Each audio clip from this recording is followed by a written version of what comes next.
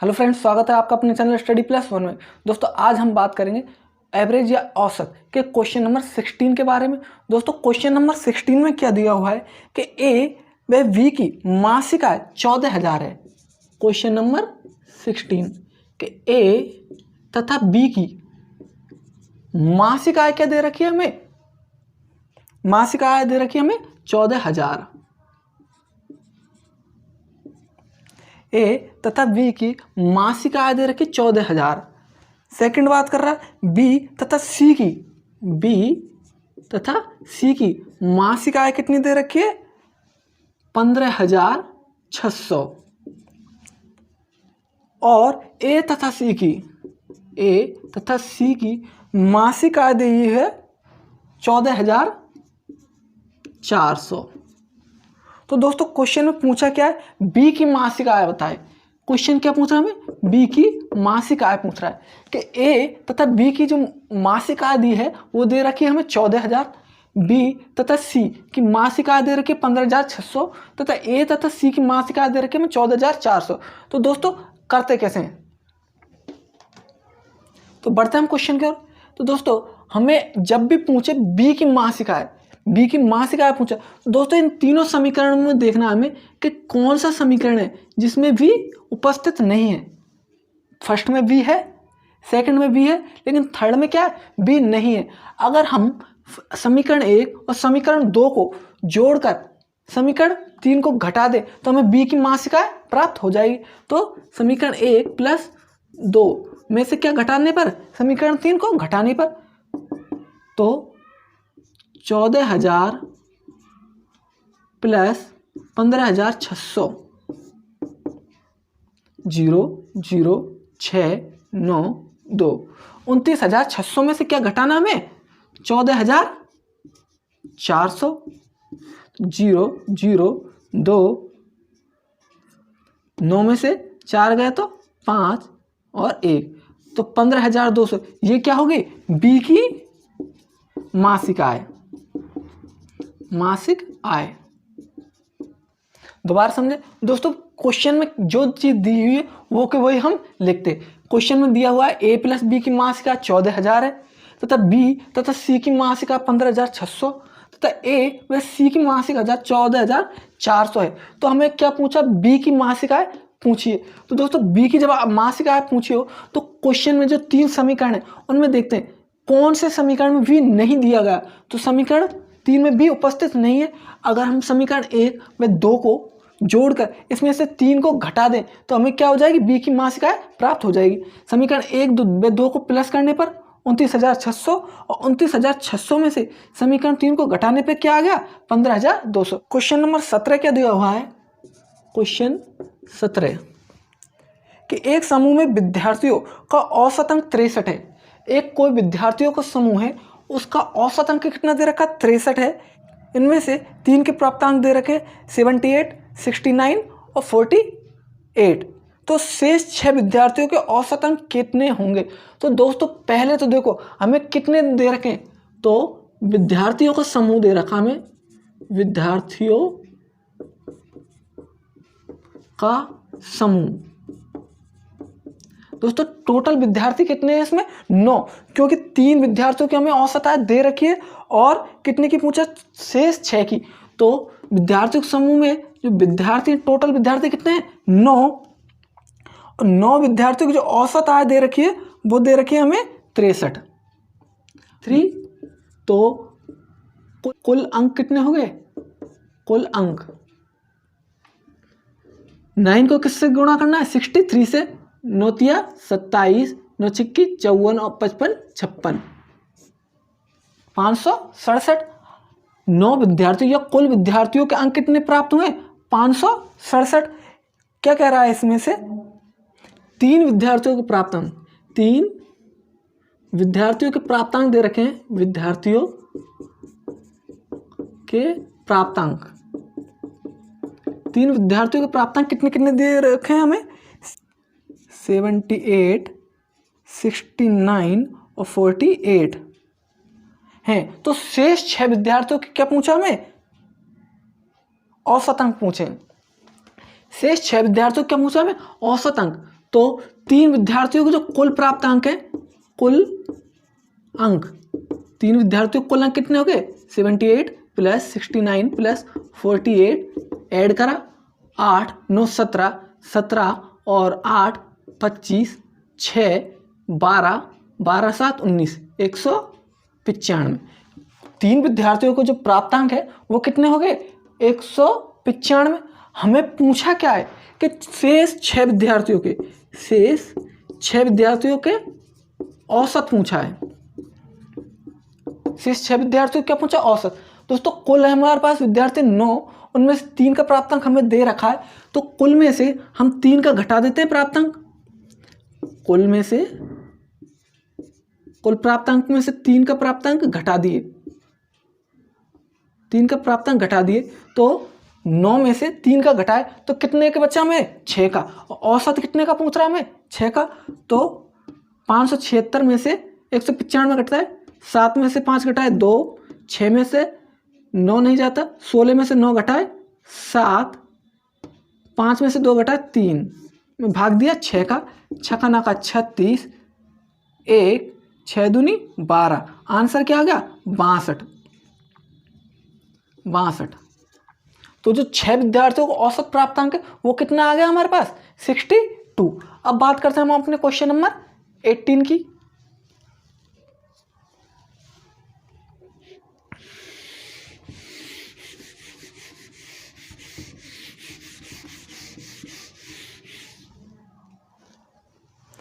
Question number 18 के दिया है 28 छात्रों द्वारा प्राप्त अंकों का औसत कितना है। 28 छात्रों का औसत, 28 छात्र, उनका औसत दे रखा हमें 50। जो 28 विद्यार्थी उन्होंने 50 क्या प्राप्त किए अंक, जिनमें से 8 विद्यार्थी विद्यालय छोड़ के चले गए।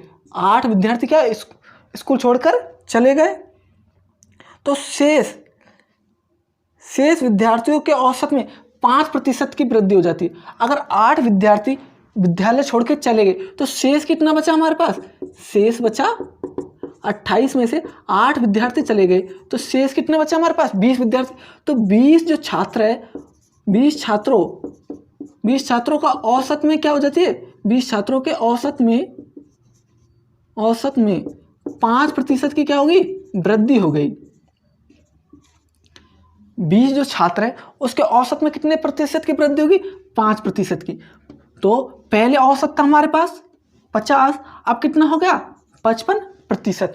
तो पूछा क्या है कि विद्यालय छोड़कर जाने वाले छात्रों का औसत कितना है, कि जो विद्यालय छोड़ के गए हैं 8 विद्यार्थी उनका औसत कितना है। तो दोस्तों 28 छात्रों का औसत दे रखा है हमें 50, लेकिन हमें क्या ज्ञात करना है, कुल प्राप्तांक बोल दो। तो कुल प्राप्तांक कितने होंगे 28 मल्टीप्लाई 50, 0 5 40 5 10 10 और 4 14 1400।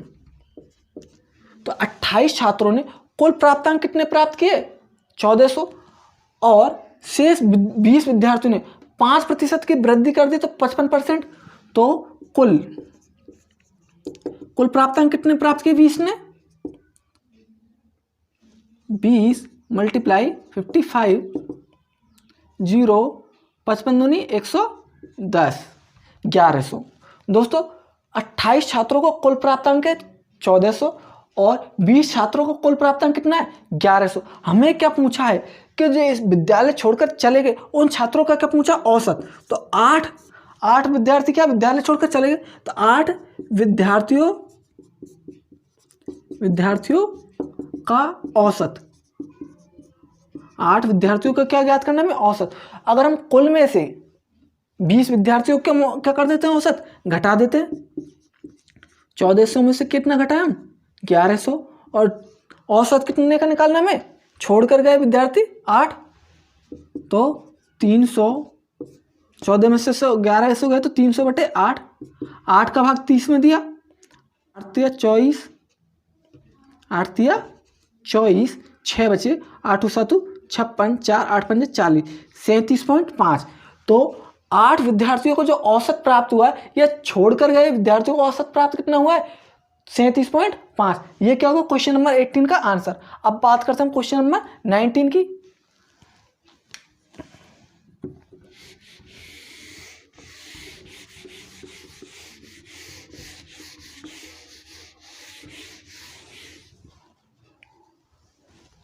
क्वेश्चन नंबर 19 में क्या दिया हुआ है, किसी कक्षा के विद्यार्थियों का औसत दे रखा है।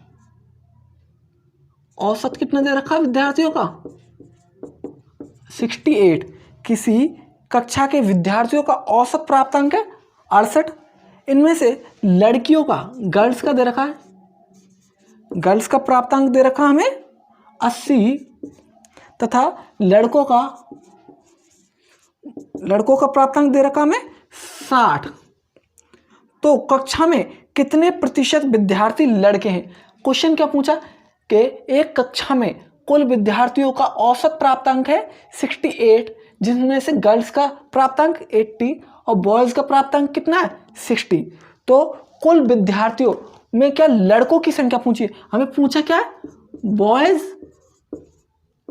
की संख्या, मतलब लड़के कितने हैं कुल विद्यार्थी। दोस्तों जब भी इस तरह के क्वेश्चन आए तो हम इस तरह के क्वेश्चन के लिए एक शॉर्ट ट्रिक अपनाते हैं। जब भी औसत दिया हो तो औसत को कहाँ लिखते हैं, सेंटर में, गर्ल्स और बॉयज। गर्ल्स कितनी दे रखी है हमारे पास 80 और बॉयज कितने 60। दोस्तों इस तरह के क्वेश्चन में इन दोनों का अंतर कितना है, 60 और 68 का अंतर कितना होता है, 8 का अंतर है। इन दोनों में अंतर कितने का है, 8 का, और 80 में से 68 घटाए तो कितना 12, मतलब इन दोनों का अंतर क्या लिखते हैं हम यहाँ। तो आ गया 8:12। इन दोनों को 4 से काटा, 2:3, 2:3। तो योग क्या हो गया, योग हो गया हमारे पास 2 + 3 = 5। तो लड़का और लड़की का जो योग है, औसत योग कितना आ गया हमारे पास 5। दोस्तों जब हमसे पूछा किसका, बॉयज़ का पूछा या लड़कों की संख्या पूछी है, तो लड़कों की संख्या को हम ऊपर लिखते हैं, कुल को नीचे, मल्टीप्लाई 100। 5 से 100 काटा 20 बार, 20 को 30 से गुणा करा तो 60%। तो 60% तो क्या है, बॉयज़। अगर दोस्तों हमें बॉयज़ ने पूछकर क्या पूछ ले, गर्ल्स कितनी है, अगर बॉयज़ ना पूछकर हमें पूछ ले गर्ल्स की संख्या कितनी है, तो गर्ल्स कितनी है यहाँ पे 2, टोटल कितना है 5, और मल्टीप्लाई 100, इसको इससे मल्टीप्लाई करा 10, 2 को 2 से 40%। 40% तो क्या है गर्ल्स और 60% क्या है हमारे बॉयज। ये होगा क्वेश्चन नंबर 19। अब बात करते हैं हम क्वेश्चन नंबर 20 की।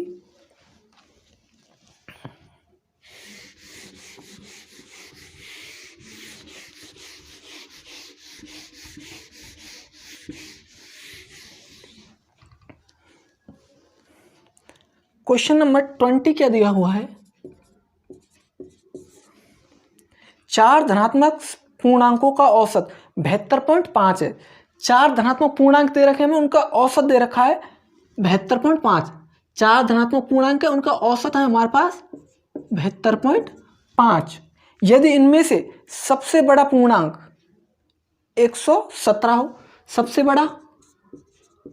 बड़ा पूर्णांक दे रखा है, सबसे बड़ा पूर्णांक कितना है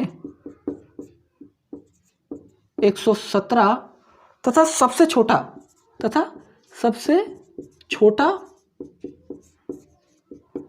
पूर्णांक कितना है 15 है, तथा शेष 2 का अंतर, तथा 2 पूर्णांकों का अंतर कितना दे रखा 12 है। तो शेष में से बड़ा पूर्णांक क्या है। तो दोस्तों पूछा क्या है क्वेश्चन में कि बड़ा पूर्णांक क्या है, बड़ा पूर्णांक क्या करना है हमें फाइंड आउट करना। तो दोस्तों क्वेश्चन क्या दिया हुआ है कि कोई 4 धनात्मक पूर्णांक है, हमें मालूम नहीं कितने 4 धनात्मक पूर्णांक है, उनका जो औसत है वो दे रखा है 72.5। इसमें से सबसे बड़ा पूर्णांक क्या है 117 और सबसे छोटा पूर्णांक है 15। तो दोस्तों दो पूर्णांक तो हमें मालूम है, एक तो 117 और एक 15, और दो पूर्णांक हमें पता नहीं। तो दो पूर्णांक माने हमने, फर्स्ट माना ए, सेकंड माना बी, तथा सबसे बड़ा है 117 प्लस सबसे छोटा पूर्णांक कितना हमारा 15। दोस्तों दो पूर्णांक के तो हमें दिया हुआ क्वेश्चन में, सबसे बड़ा दिया हुआ है, सबसे छोटा दिया हुआ, लेकिन दो पूर्णांक हमें नहीं दिए, तो हमने क्या माना ए तथा बी। चार पूर्णांकों का औसत कितना दे रखा हमें 72.5। तो औसत क्या होता है, औसत होता है राशियों का योग बटे राशियों की संख्या।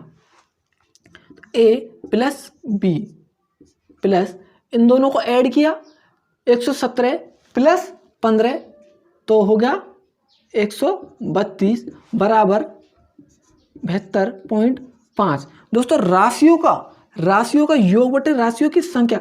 यहाँ संख्या कितनी है 1 2 3 4, चार पूर्णांक है, तो चार हमारी क्या है संख्या। तो ये संख्या यहाँ से कहाँ चल जाएगी, यहाँ मल्टीप्लाई में। तो आगे हल करते हैं हम ए प्लस बी बराबर 4 को 5 से मल्टीप्लाई करा, 4 पंजे 20, 4 दूनी 8 और 2 10, 4 सत्ते 28, 28 और 1 29। एक संख्या पीछे पॉइंट लगा, एक संख्या पीछे पॉइंट है, तो एक संख्या पीछे पॉइंट का कोई महत्व नहीं होता। तो आंसर क्या गया 290। 132 यहाँ किस में प्लस में, इधर जाएगा तो किस में हो जाएगा माइनस में। ए प्लस बी बराबर क्या हो गया 290 में से 132 को माइनस करा तो 0 में से 2 गए तो 8, 9 में से 4 गए तो 5 और 2 में से 1 गया तो 1, 158। दोस्तों ए प्लस बी मतलब दो पूर्णांकों का योग तो कितना आ गया हमारे पास 158, और दो पूर्णांकों का अंतर कितना दे रखा हमें 12। तो इसे हम समीकरण 1 माने, और दो पूर्णांकों का अंतर हमारे पास, अंतर क्या होता है a माइनस बी, अंतर कितना दे रखा हमें 12, इसे समीकरण क्या माने 2। दोस्तों ये तो क्या होगा दो पूर्णांकों का योग, और यहां से हम क्या लेते हैं दो पूर्णांकों का अंतर। अब इसको क्या करते हैं हम सॉल्व करते हैं, b से b कैंसिल, a कितना हो गया 2a, 158 में कितना जोड़ा हमने 12 तो 170, a बराबर कितना हो गया 2 इधर किस में गया डिवाइड में 172 बटे 2, 2 अंठे 16, 2 पंजे 10। तो दोस्तों a का मान तो यहाँ आ गया हमारे पास 85, तो एक पूर्णांक तो आ गया हमारे पास a बराबर 85। हमें क्या पूछा सबसे बड़ा, a का मान तो हमारे पास आ गया। अब b का मान निकालने के लिए हम b का मान कैसे निकालते हैं, b का मान के लिए a का मान हम समीकरण 1 में रखते हैं, a का मान समीकरण 1 में रखने पर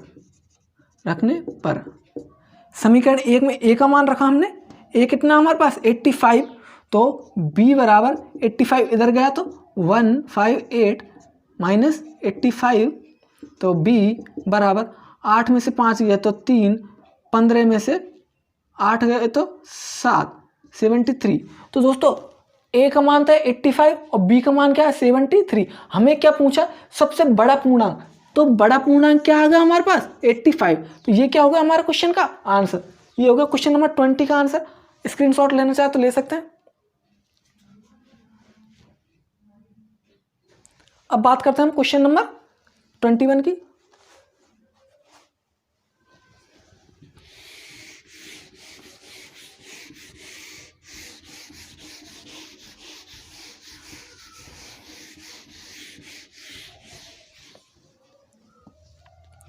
क्वेश्चन नंबर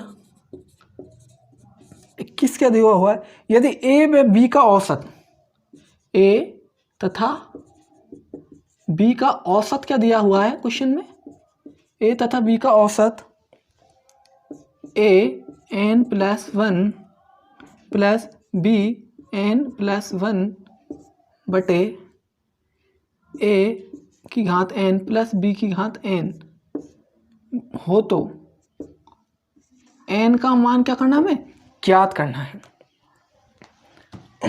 क्वेश्चन नंबर 21 में क्या दिया है दोस्तों कि a तथा b का औसत दे रखा हमें a की घात n प्लस 1 प्लस b की घात n प्लस 1 बटे a की घात n प्लस b की घात n।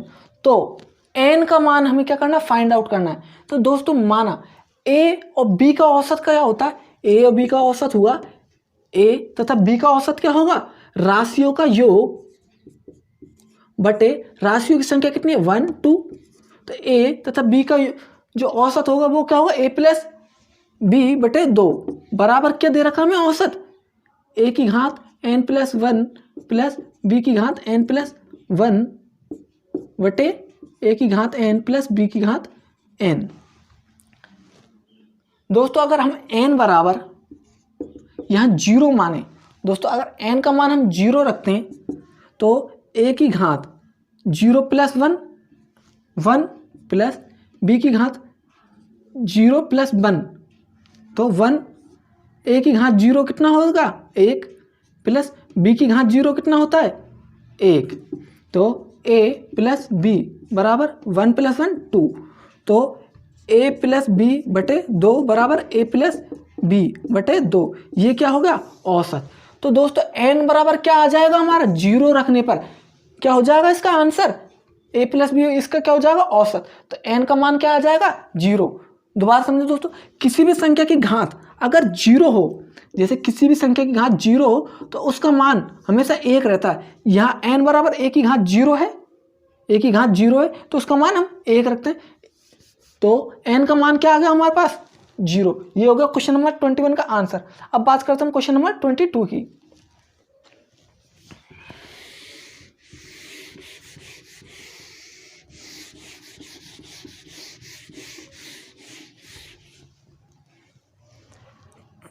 क्वेश्चन नंबर 22 में क्या दिया हुआ है, एक कार 7 माह की पेट्रोल की औसत मासिक खपत 110 लीटर है। एक कार है वो 7 माह में कितना पेट्रोल खर्च करती है 110 लीटर। तो 7 माह की खपत, 7 माह की जो खपत है वो कितनी है 110 लीटर। 7 माह की औसत खपत, औसत 7 माह की जो औसत खपत है वो कितनी दे रखी है 110 लीटर। तो कुल खपत कितनी होगी दोस्तों, कुल खपत औसत दे रखा हो और संख्या दे रखी हो तो संख्या गुणा औसत करते हैं। तो कुल खपत कितनी आ गई हमारी 770 लीटर तथा 5 माह की, तथा 5 माह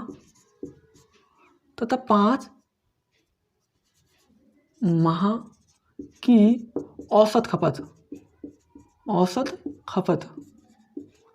5 माह की औसत खपत हमारे पास कितनी दे रखी है 86 लीटर, 86 लीटर। तो कुल खपत कितनी होगी हमारे पास 86 मल्टीप्लाई 5, 5 की 30, 5 अंटे 40, 40 और 3 43 लीटर। दोस्तों तो इस कार के पूरे वर्ष की औसत खपत कितनी है। दोस्तों क्वेश्चन में क्या दिया हुआ है कि एक कार है 7 माह की जो औसत खपत है वो होती है 110 लीटर। तो हमने क्या निकाल लिया उसकी कुल खपत 770 लीटर। तो तब 5 माह की औसत खपत कितनी दे रखी है हमें 86 लीटर। तो कुल खपत कितनी होगी हमारी 430 लीटर। हमें क्या पूछा कि 12 महीने की मतलब एक साल की, एक वर्ष की औसत खपत पूछी है दोस्तों, औसत खपत। दोस्तों क्या पूछे हमें पूरे के पूरे साल की या पूरे वर्ष की औसत खपत कितनी होगी। तो 7 माह की खपत कितनी है 770 लीटर और 5 माह की खपत कितनी है 430 लीटर। और एक वर्ष में कुल कितने माह होते हैं 12 माह। तो इन दोनों को क्या करते हैं हम ऐड करते हैं 0 10 7 1200 बटे 12, 12 से 12 गया 100 लीटर। तो एक वर्ष की औसत खपत कितनी आ गई हमारे पास 100 लीटर। दोबारा से समझे दोस्तों कि एक कार 7 महीने में की जो औसत खपत होती है वो होती है 110 लीटर।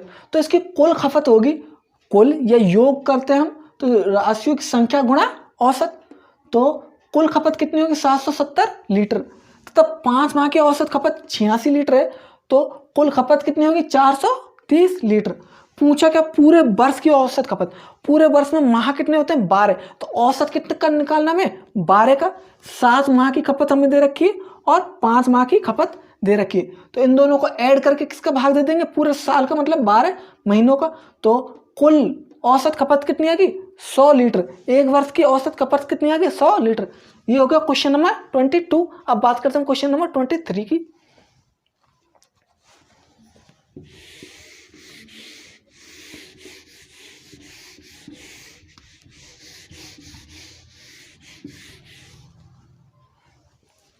क्वेश्चन नंबर 23 में क्या दिया हुआ है कि 4 कमाने वाले सदस्यों के एक परिवार की औसत मासिक खपत, तो 4 सदस्यों की औसत मासिक खपत कितनी दे रखी है दोस्तों, कितनी दे रखी 15,130 रुपये हैं। इनमें से एक पुत्री का विवाह हुआ तथा वह घर से विदा हो गई, इससे परिवार की औसत आय घटकर 14,660 हो गई।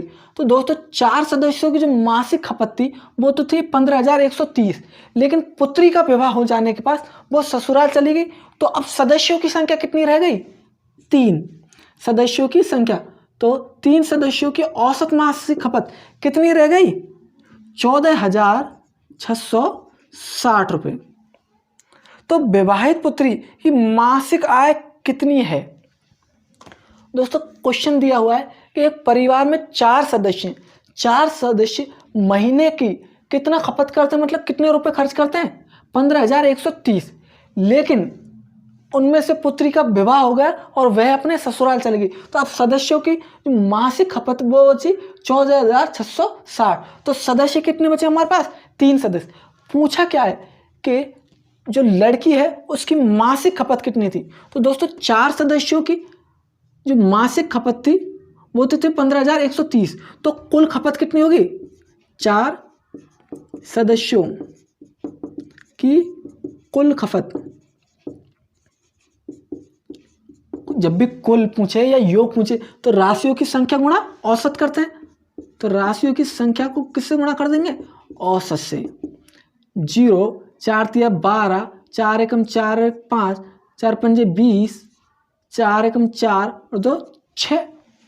ये क्या होगी 4 सदस्यों की कुल खपत। अब हमें क्या करना 3 सदस्यों की कुल खपत, तो संख्या गुणा औसत 14,660 मल्टीप्लाई 3। 0 3 छिंग 18, 3 छिंग 18 19, 3 चौक 12, 12 रे 13, 3 एकम 3 रे 4। तो 3 सदस्यों की औसत या कुल खपत कितनी आ गई 43,980। तो पूछा क्या है पुत्री की मासिक खपत। पुत्री की मासिक खपत कैसे आएगी दोस्तों, अगर 4 सदस्यों में से हम 3 सदस्य जो बाकी के 3 सदस्य उनकी मासिक खपत हटा दें तो शेष किसकी बचेगी पुत्री की। तो 4 सदस्यों की कुल खपत में से किसकी घटा देते हैं हम 3 सदस्यों की कुल खपत घटा देते हैं, तो किसकी बच जाएगी पुत्री की मासिक खपत। 0 4 5 6 और 1 16,650, ये क्या होगी पुत्री की मासिक खपत। तो आंसर क्या आ गया 16,540, ये क्या है पुत्री की मासिक खपत। ये हो गया क्वेश्चन नंबर 23। अब बात करते हैं क्वेश्चन नंबर 25 की। Question number 24। क्वेश्चन नंबर 24 क्या दिया हुआ है, एक व्यक्ति कार द्वारा नगर ए से नगर ए से नगर ए से नगर बी तक 63 किलोमीटर पर आवर की चाल से जाता है तथा 42 किलोमीटर पर आवर की चाल से वापस आता है। 42 किलोमीटर पर आवर की चाल से क्या है, वापस आता है। तो पूरी यात्रा का औसत चाल कितनी है? दोस्तों जब भी औसत चालों का क्वेश्चन आ जाए, जब भी दोस्तों औसत चाल, किसी भी संख्या की औसत चाल पूछे, तो एक सूत्र याद रखना हमेशा औसत चाल का।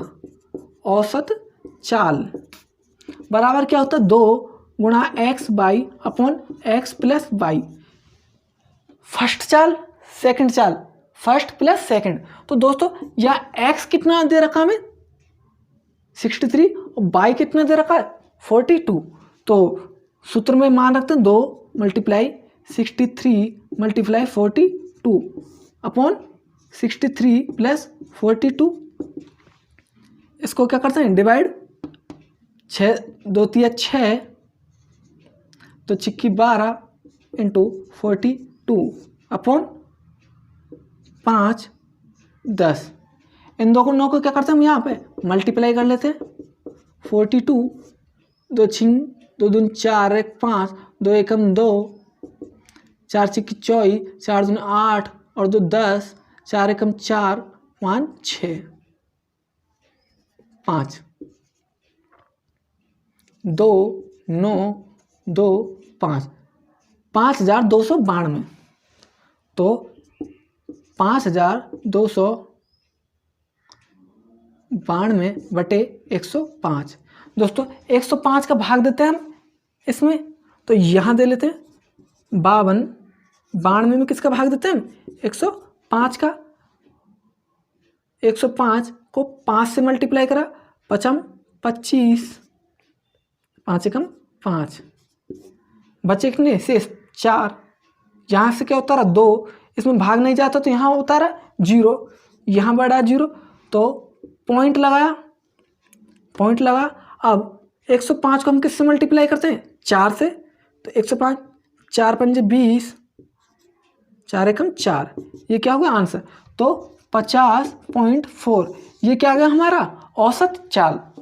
दोस्तों औसत चाल क्या आ गया, दोस्तों औसत चाल का ये सूत्र। अगर आप इसका स्क्रीनशॉट लेना चाहें तो ले सकते हैं। अब बात करते हैं हम आज के लास्ट क्वेश्चन 25 की।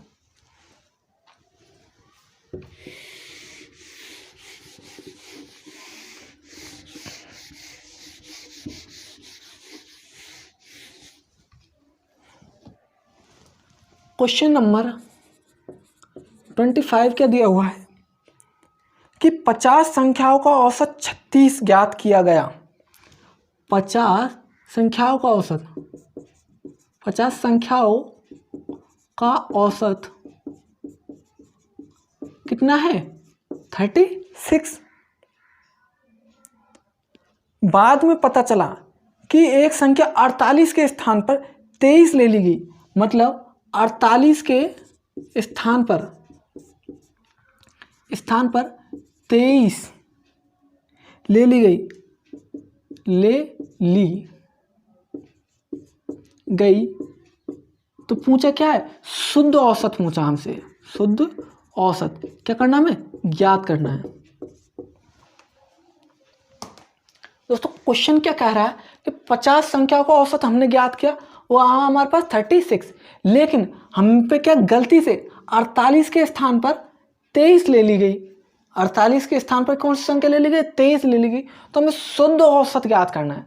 तो दोस्तों शुद्ध औसत कैसे ज्ञात करते हैं, पहले तो राशियों का औसत दे रखा है हमें, तो योग कितना होगा इसका, योग कुल राशि कितनी होगी, तो 50 राशियों का औसत 36 है, तो कुल राशि कितनी होगी 36 मल्टीप्लाई 50, 0 5 की 30 5 3 15 और 3 18, तो कुल जो संख्या होगी वो होगी 1800। तो 1800 माइनस प्लस हमें कितनी लेनी थी 48 लेनी थी, तो प्लस, लेकिन 48 की जगह क्या ले लिया हमने 23, तो 23 को हम क्या कर देते हैं घटा देते हैं, बटे क्या पूछा शुद्ध औसत पूछा, राशियां कितनी है हमारे पास, मतलब संख्या कितनी है टोटल 50, तो 50 का क्या देते हैं भाग देते हैं। दोबारा समझे दोस्तों, इस लाइन को आपको समझना बहुत जरूरी कि 50 संख्या का औसत हमारे पास 36 है, तो कुल संख्या कितनी होगी हमारे पास 1800, योग करा हमने तो संख्या गुणा औसत तो 1800 लिख लिया। हमें 48 के स्थान का पर 23 ले ली, गलती से हमने 48 के स्थान पर कौन सी संख्या ले ली 23 ले ली, तो हम 48 लेते हैं और उसमें से क्या घटा देते हैं 23, क्योंकि 23 क्या हम पे गलती से ले ली गई। तो कुल संख्याओं का क्या पूछा हमें शुद्ध औसत, तो औसत संख्या कितनी है हमारे पास 50, तो हमने बटे में क्या रख दिया 50।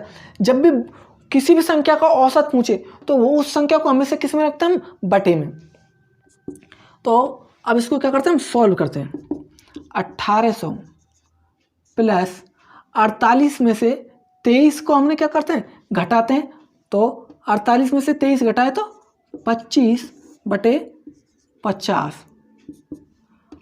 4800 में से 1800 प्लस 25 क्या हो गया 1825 बटे 50, तो 50 का भाग हम किस में देते हैं 1825 में, भाग हम यहाँ दे लेते हैं 1825 में भाग दिया हमने 50 का, तो 50 दिया 150, बचे कितने 32, उतारा 5, तो 50 छिक्की 325, पॉइंट लगाया यहाँ 0 बढ़ाई, 50 पंजे 250, ये क्या आ गया आंसर। तो शुद्ध औसत क्या आ गया हमारा शुद्ध औसत आ गया हमारे पास 36.50, ये क्या हुआ हमारा शुद्ध औसत। तो दोस्तों स्क्रीनशॉट लेना चाहे तो ले सकते हैं।